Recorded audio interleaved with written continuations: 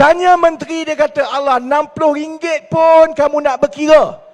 Tapi kalau kita ada anak 5, kereta nak kena bayar, minyak nak kena bayar, rumah nak kena bayar. Selama ini pun hidup dengan berhutang, RM60 tambahan yang kita kena bayar tiap-tiap bulan itu menyebabkan daripada kita berhutang kredit kad, silap-silap hari kita pergi berhutang alung.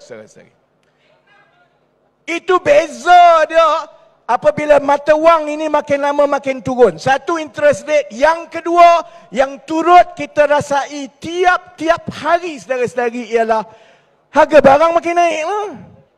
Sebab kita import barang. Kita tak tanam bawang sendiri. Cili pun silap-silap hari kita import. Beras pun kita import. Lembu lagi lah. Dulu percaya saya kat Syarizat. Sekarang padan muka.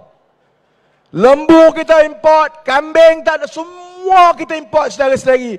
Bila makanan kita import, kita tak ada pilihan lain. Bila mata wang kita turun, walaupun sebenarnya harga barang itu tak naik pun, tapi sebab kita kena bayar dengan mata wang yang lebih rendah, harga naik. Sebab itu harga kita makin naik dan makin naik. Yang ini yang saya marah kepada kerajaan yang ada sekarang.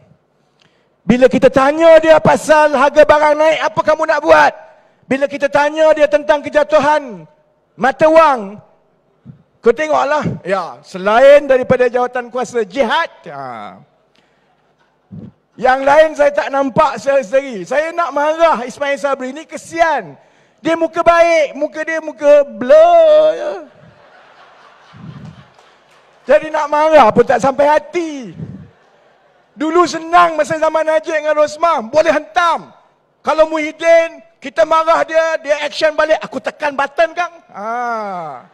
Ini Ismail Sabri, aku tengok, alah, nak marah dia pun, UMNO pun marah dia, PAS pun marah dia, kita pula marah dia. Tapi itu yang jadi masalah sekarang. Kita berhadapan dalam keadaan rakyat terpaksa tanggung kegagalan pengurusan negara.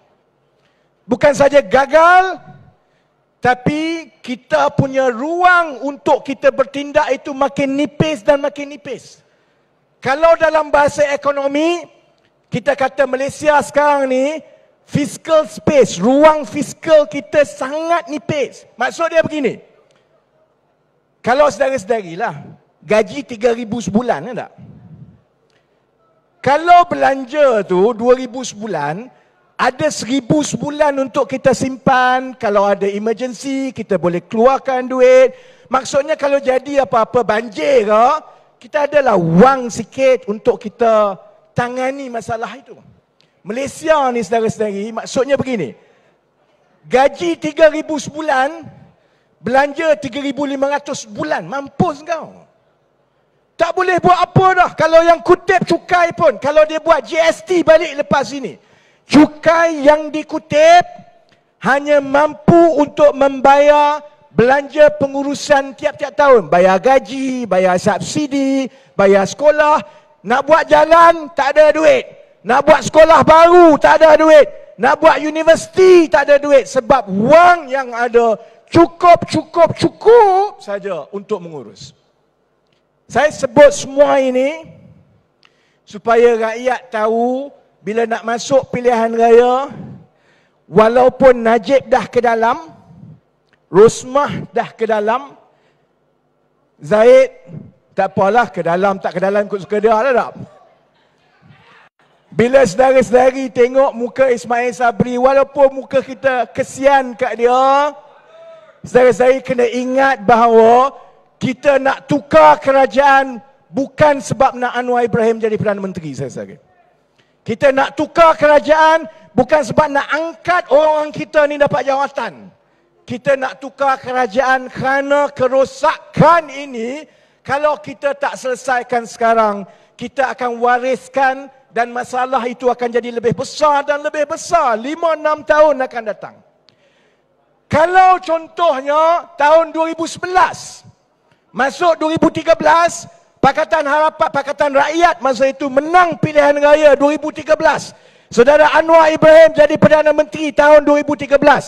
Saudara-saudari, saya yakin Kapal kita paling kurang 3-4 biji dah siap sekarang, saudara-saudara. Bersatu Latif. Latif ni duk sibuk. Bukan bini aku, Jenak bukan bini aku. Tak apalah cerita bini kau ke tidak, kita masuk mahkamah. Kita jawab kat mahkamah. Tak apa. Isu dia begini. Kamu dah belanja sampai 7 bilion. Baki wang tinggal 2 bilion. Hishamuddin minta lagi 2 bilion. Dia kata 11 bilion maksimum. Saya nak tanya saudara-saudari dan saya akan tanya dalam minggu-minggu akan datang.